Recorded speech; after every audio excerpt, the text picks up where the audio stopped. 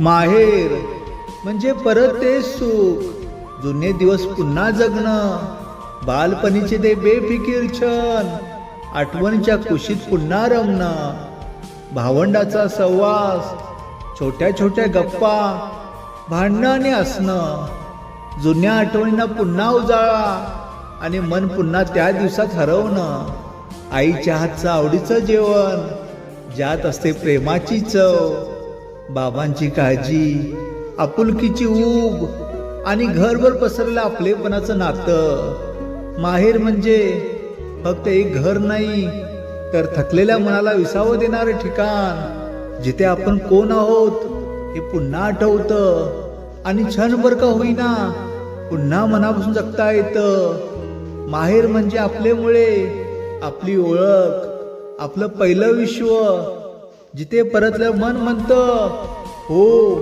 हेच माझं खरं घर, माझं माहेर.